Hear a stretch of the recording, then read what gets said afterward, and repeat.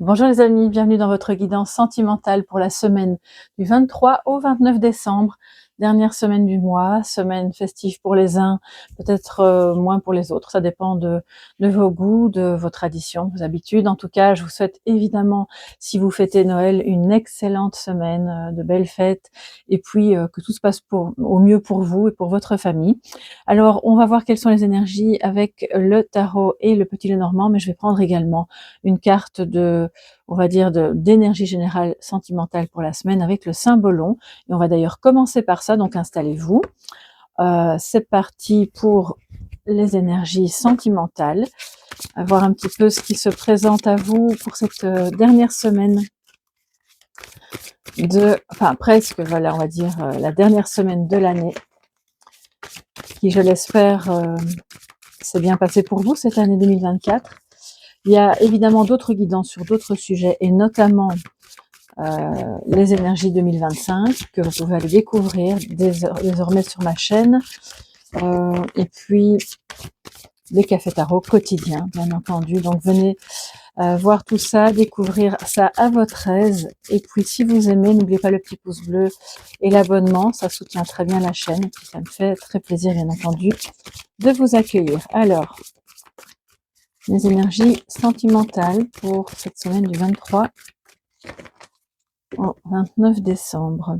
Pour toute la communauté, et puis vous qui passez par là aussi. Ah, on est sur le chemin là, les amis. Voilà, il y a peut-être une séparation, mais pas forcément en mauvais termes. Certains disent au revoir, à bientôt. Il y en a un qui repart avec son baluchon, l'autre avec quelques affaires dans une espèce de chariot, mais on voit qu'ils se font signe de dos, mais ils se font signe tout de même. Donc je pense que, alors ça peut simplement vouloir dire que cette semaine, voilà, vous et votre autre ou la personne de votre cœur, vous avez des projets séparément, et chacun va fêter les choses de son côté, ou parce que vous n'habitez pas la même région. Donc ça peut évidemment vouloir dire plein de choses. On voit que le tonnerre est occupé à, voilà, à claquer au loin. Donc il y a peut-être effectivement une petite tension, c'est possible, mais rien d'insurmontable, parce que il y en a un des deux qui repart tout léger et l'autre un peu plus lourd, on va dire, avec tout ce qu'il a dans son chariot. Donc je pense que ce sera pas tendu pour tout le monde, et peut-être qu'il y aura certaines petites mises au point, mais pas vraiment dans la colère, d'accord? C'est quelque chose simplement, voilà, peut-être aussi à l'approche de la nouvelle année, vous êtes occupés un peu, l'air de rien, à repenser. C'est vraiment une énergie de fin d'année, hein. On repense sa vie, et donc fatalement le domaine sentimental n'y échappe pas. On peut aussi repenser la relation. On a le signe du Taureau et puis on a le signe du Verseau. Donc il y a une énergie à la fois très ancrée, il y a des choses qui vont se concrétiser, se matérialiser entre vous. Et puis il y aura aussi des moments peut-être entourés de la vie, parce que le Verseau est un signe très sociable, même s'il est aussi très indépendant et parfois très solitaire. C'est un signe très sociable, donc ça parle d'amitié, de rencontres, et c'est évidemment typique de cette fin d'année. Vous allez avoir au milieu des fêtes beaucoup d'occasions, je pense, de vous voir. Vous ne serez peut-être pas toujours d'accord sur comment se voir, à quelle occasion, entouré de qui, parce que ça, il y a peut-être un peu trop de monde là, du coup, autour de vous. Mais je pense que vous trouvez des solutions intelligentes et qui conviennent aux deux, voilà, pour pouvoir vous retrouver, ou en tout cas communiquer d'une manière qui éloigne petit à petit l'orage qu'il y a pu avoir entre vous sur d'autres sujets, d'accord?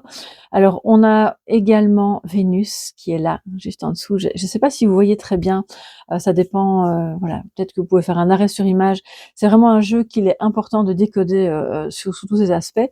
Donc on a Vénus, et puis on a également Mars. Donc je pense que là il y a de l'action, il y a à la fois de la beauté, de la douceur, de l'amour, et c'est ça qui permet aussi de s'ancrer, d'accord?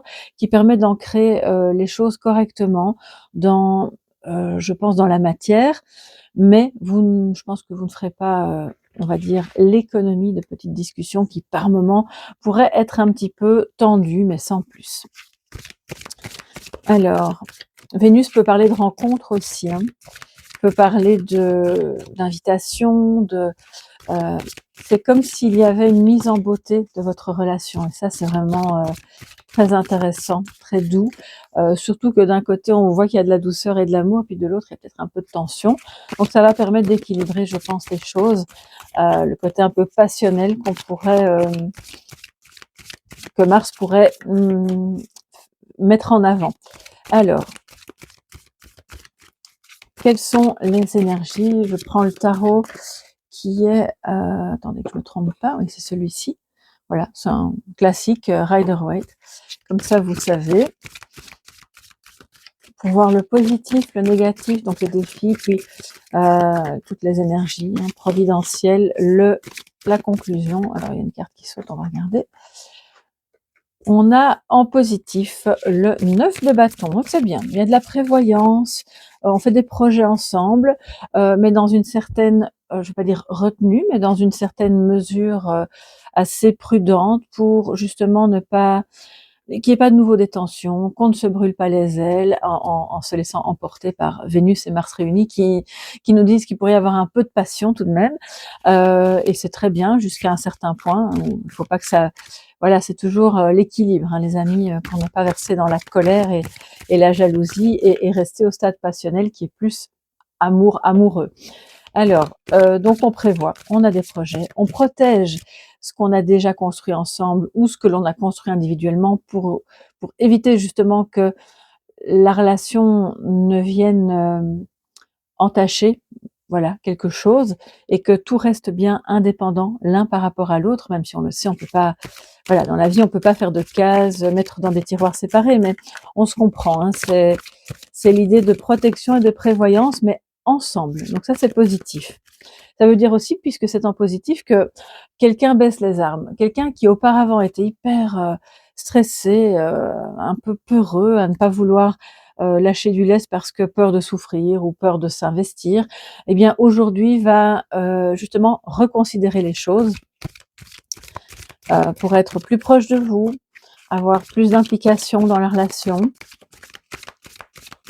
Qu'en est-il des autres cartes pour cette semaine du 23 au 29 décembre au niveau sentimental?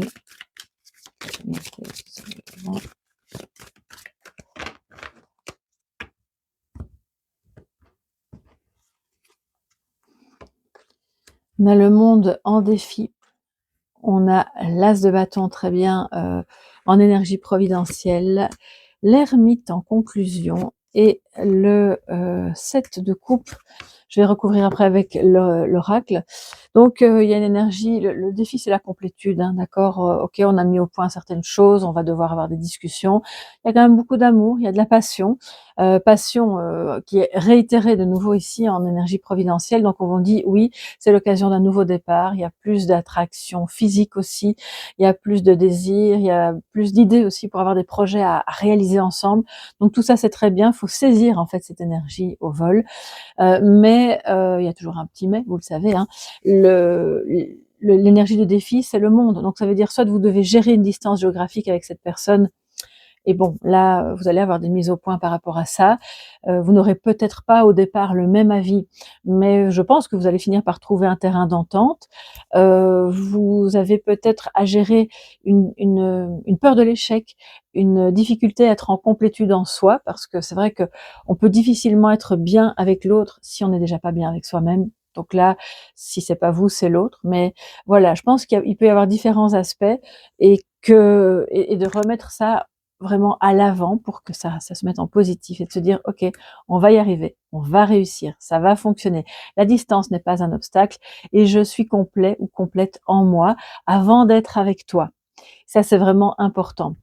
Donc beaucoup d'amour et de passion, de projets, d'idées. Ça c'est vraiment très belle énergie pour cette fin d'année au niveau sentimental. On a une guérison qui se fait, je pense, soit dans la relation, vraiment, d'ailleurs, sinon on n'aurait pas le nouveau départ là au-dessus, soit l'un des deux ou les deux, chacun de votre côté, vous faites un petit peu votre examen de conscience. Peut-être que l'un des deux est suivi même par quelqu'un et fait une thérapie. On écoute sa petite voix intérieure, on accepte bien d'être par moments seul sur le chemin parce qu'on sait au fond. Et c'est ça que vous allez découvrir dans ce moment d'introspection, que c'est pas parce qu'on est loin géographiquement ou qu'on a encore des choses à gérer qui n'ont pas encore fonctionné dans la vie que malgré tout, cette relation ne peut pas fonctionner. Je pense que c'est la découverte de quelque chose de très positif cette semaine pour vous, où l'un des deux va vraiment en prendre conscience. C'est un chemin d'éveil ici avec l'ermite, hein, c'est un chemin de conscience. On est guidé par son soi supérieur, son guide spirituel peut-être, ou par un enseignement spirituel, c'est possible. Pour moi, il y a la notion de guérison, de toute façon, qui traverse vraiment tout, aussi bien la relation que peut-être des capacités que vous avez et qui sont mises en lumière par ce lien. D'accord? Donc là, à vous de voir ce que vous voulez en faire, évidemment. Et puis, en synthèse, attention à l'illusion, les amis, tout de même. Dans un sens comme dans l'autre, bien entendu. À un moment donné, c'est important de se poser, de faire un choix, de ne pas, d'une part, se laisser embarquer par ses peurs et en se disant: «Je dois me protéger, ce sera sûrement mieux avec quelqu'un ou mieux ailleurs ou mieux sans lui ou mieux sans elle». C'est la carte de tout ce qui brille n'est pas de l'or. On fait attention, s'il y a plusieurs opportunités à ne pas se laisser. Ah, c'est drôle, j'ai entendu un mot que je ne dis jamais. J'ai entendu le mot gruger. Je sais pas si ça a à voir, j'espère que je me trompe. Vous savez, quand j'entends des choses, c'est toujours un peu particulier parce que si c'est pas un vocabulaire que j'utilise moi, couramment, du coup, j'ai un doute sur la signification. Ne pas se laisser gruger, oui, c'est ça, hein, duper, j'imagine, voilà. Donc, attention à ça cette semaine et ou si c'est l'autre personne qui est un peu dans le doute et dans l'expectative de je vais voir, je verrai bien en janvier ou en février si c'est mieux ceci ou cela. Bon, ben voilà, à ce moment-là, vous pouvez entamer cette discussion. C'est peut-être ça aussi qui met un peu de. Alors, c'est pas forcément quelqu'un qui hésite entre vous et une autre personne, hein. Ça peut être le cas, mais vu les cartes ici autour, je ne pense pas. Je crois que cette personne, elle a différentes situations, peut-être même professionnelles, euh, qui sont là, qui se posent, des choix à faire, et elle a du mal, elle hésite. Ça peut être vous qui hésitez. On voit que c'est pas mauvais de ne pas aller trop vite en besogne. C'est bien d'être prudent, c'est en positif. Mais d'un autre côté, comme l'ermite est juste en dessous, peut-être prendre un temps à l'écart, seul pour réfléchir. Mais pourquoi j'hésite? Qu'est-ce que ma petite voix me dit? Par où je dois aller avec cette personne? Alors, que nous dit le Lenormand, les amis, pour cette semaine sentimentale? Gruger, bah ça alors, j'ai l'impression que c'est un mot qui date. Voilà, j'adore, je trouve que les mots, c'est très important. On ne se rend pas compte de l'énergie qui est véhiculée par les mots, mais il y a aussi des mots plus anciens qu'on n'utilise plus vraiment et c'est toujours rigolo quand j'entends des choses comme ça qui font pas partie de ma propre vie quotidienne. Alors, on a l'étoile magnifique en dessous du 9 de bâton. Alors, en dessous du monde, nous avons le cavalier. Difficulté à se rejoindre. Là, il y a un souci géographique, hein, les amis. Je pense que à se mettre d'accord sur quand est-ce qu'on se voit, est-ce que c'est possible pour toi? Oui, mais j'ai autant de kilomètres à parcourir, ou bah non, pas maintenant. Puis alors du coup, vous pourriez être un peu déçu, ou l'inverse. Et en même temps, puisque c'est un défi, c'est de se dire, bah, prenons-le comme une invitation. Voilà. C'est peut-être le moment, justement, cette semaine, de prévoir, de se retrouver, de se réunir, parce que c'est une carte de vitesse, hein, donc ça veut dire c'est dans les jours qui viennent. Si c'est pas aujourd'hui, c'est demain, après-demain, c'est pas dans un an, d'accord? Le bateau, bon, bah, il y a du mouvement, bah, clairement, je pense que vous allez bouger. Il y a du mouvement dans ce renouveau, dans ce nouveau départ, dans la distance. Et de nouveau, ça vient dire la distance, elle est là, certes, mais ce n'est pas un obstacle puisqu'on peut faire redémarrer cette passion qu'il y a entre nous, hein, on va dire ça comme ça. C'est la notion d'aventure et de légèreté aussi. Donc ça ne veut pas dire qu'on prend que l'autre prend cette relation à la légère. C'est simplement, il se laisse porter par la passion qu'il peut ressentir pour vous. Ça peut être aussi l'idée d'une rencontre, hein, les amis. C'est pas impossible que vous je sais pas, vous êtes invité quelque part, vous allez chez des amis ou peu importe, et puis vous rencontrez quelqu'un, et alors l'alchimie, là, elle se fait, hein, le courant passe, même si vous ne vivez pas au même endroit, même s'il y a différentes choses. Mais on voit qu'il y a de l'espoir, on se protège dans une juste mesure. Il y a l'espoir d'un lien assez fort, il y aura des communications en réseau, il y aura ce sentiment d'être bien guidé. Mais qui vous guide dans l'histoire? Votre guide intérieur. Ça peut être vos anges aussi, mais moi, il y a quelque chose de très bon augure là qui se produit cette semaine, tant au niveau des couples qui sont déjà formés ou qui se connaissent, on va dire, même si vous n'êtes pas en couple, vous connaissez cette personne depuis longtemps, que d'une possible rencontre. En conclusion, la lune avec l'ermite. Ouh là, c'est très, très, très intériorisé. C'est très beau à la fois parce que ça réactive aussi la créativité, hein, avec la lune et l'as de bâton. Donc, il y a plein d'idées qui peuvent surgir sous forme de prise de conscience. Il y a peut-être une relation cachée. Bon ben voilà, hein. Je suis pas là pour vous dire si c'est bien, pas bien. Je pense que chacun, en son âme et conscience, d'ailleurs c'est ce que l'ermite fait, se guide dans la relation. Je pense que c'est une... Alors, si jamais, je vais évaluer les différentes cas de figure, hein. Si c'est une relation cachée, on voit que cette relation cachée est avec quelqu'un qui est à distance et ça peut provoquer de la tristesse. Cette tristesse, elle est conscientisée, elle est vraiment mise à la lumière par vous-même. C'est pas pour autant que vous allez la verbaliser ou que la personne va verbaliser, mais en tout cas, elle est conscientisée. On n'est pas dupe, on se rend bien compte que c'est pas facile, que c'est un peu triste par moment, mais en même temps, sur un autre versant, même si cette relation est un peu cachée ou isolée, on va dire ça comme ça, on voit que ça permet de faire surgir plein de créativité, de rêves. Il y a beaucoup de fantasmes. C'est une personne qui fantasme à votre sujet et puis vous à son sujet peut-être. Et avec souvent le soir, la nuit, des choses qui vous viennent et qui sont porteuses de messages pour pouvoir justement être dans la complétude.